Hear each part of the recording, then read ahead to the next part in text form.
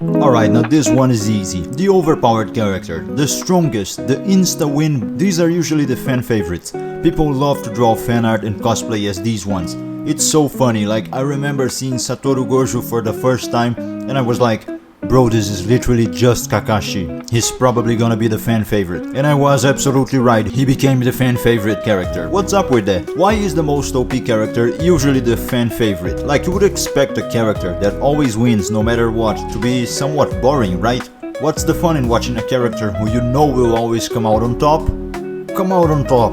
In my opinion, what makes these characters interesting is not so much the characters themselves, but literally everything else. The entire context in which these characters operate is what makes them compelling. Making an OP character can go very wrong if you're not careful, because when inserting an unbeatable beast into your story, you run the risk of annihilating the story's stakes, making it impossible to care about anything. When any threat can be easily dealt with, there's not really much tension. And if the OP character is your protagonist, you also run the risk of creating a Mary Sue, with people thinking your story is just a power fantasy for you to picture yourself as the big badass hero. Let's talk about a few examples of OP characters done right and see what we can learn from them. So, for our first OP character, let's talk about the most notorious one, the greatest, most OP character of them all, Saitama, the One Punch Man himself. What's funny about One Punch Man is that there is a lot of discussion, theory crafting, power levels,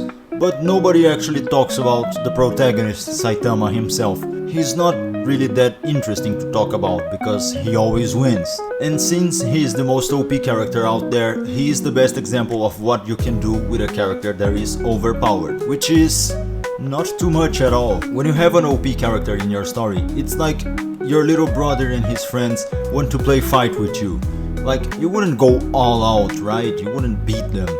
I mean, unless you're actually try hard, you know, these hands are rated E for everyone. But I feel like an OP character in a story has that big brother vibe. He's the strongest and therefore is responsible for everyone else, functioning like the center of gravity for the story, so that all other characters can gravitate somewhere around them. And that's kind of what happens in One Punch Man. But of course, Saitama himself does have a lot of substance as well. You know, a lot of writers fall into this trap, especially in the webcomic scene. Whenever they try to make an OP character, they focus on the OP-ness of the character. And sure, for fight scenes and cool effects, it can be nice, but it really gets stale pretty fast. The thing with OP characters that most of these power fantasy webcomics miss is that the powerful powers should be used sparingly, only in specific scenes. Otherwise, they'll lose all of the cool factor. Instead of focusing on the power itself, focus on the character. What makes Saitama different is that his power isn't the only thing that defines him. Saitama's real struggle isn't about defeating enemies or becoming the strongest.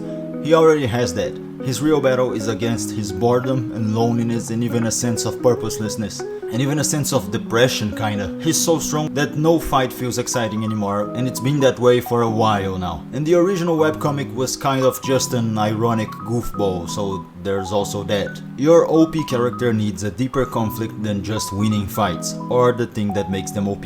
Otherwise, there's really no conflict and no fun. Now for the next character, we have Captain Levi Ackerman from Attack on Titan. Levi is a static character, meaning that he doesn't really go through an arc and stays relatively the same throughout the whole story. This is a common theme with OP characters. It's easy to see why Levi is a fan favorite in Attack on Titan. Up until his introduction, everything seemed so unbelievably bleak and hopeless. The Titans looked like an unstoppable force and the whole series felt like The Walking Dead.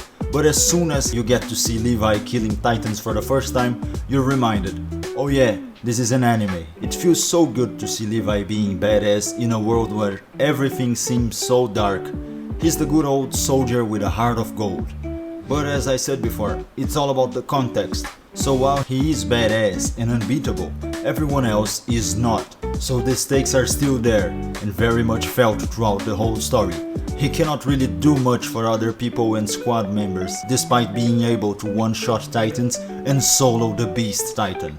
An essential aspect of an overpowered character is their capacity to bear the weight of responsibility. You know, great powers, great responsibilities and stuff. Levi's position as a leader in the scout regiment brings about immense pressure and trauma as he witnesses the brutal loss of his comrades.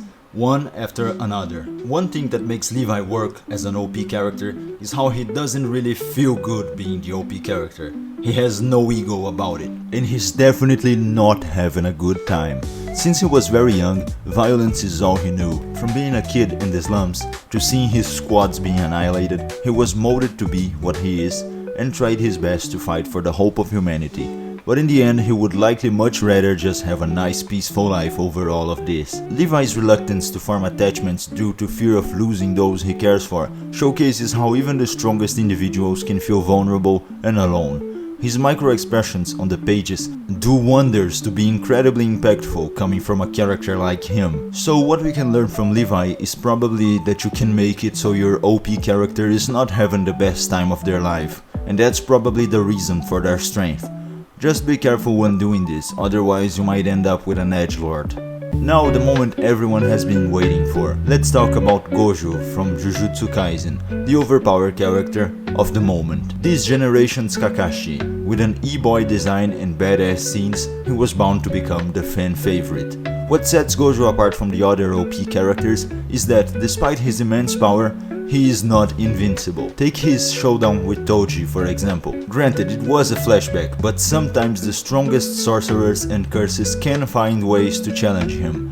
That's what makes the battles in the Shibuya incident so compelling. There is a real sense of danger. Even though Gojo is involved, you know plot armor is not a thing in JJK, which is so refreshing for a shonen like that. Gojo's presence in Jujutsu's world is like a double-edged sword. He's incredibly powerful, to the point where the very curses he fights become stronger just to keep up with him.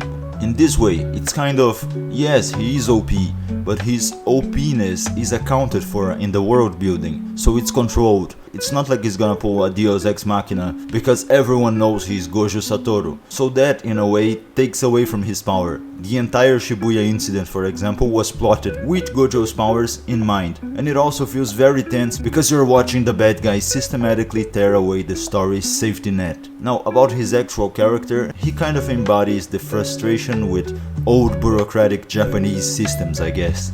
Something that is a big deal there. In a society that clings to tradition, Gojo often challenges the old head rules. At an earlier point in life, he adopted a survival of the fittest mentality, questioning why he should even care about the weak. He then goes through an arc, obviously, and becomes the character we get to know in the present timeline in JJK. As we watch Gojo's fights, it's interesting to note how he's not just another overpowered figure.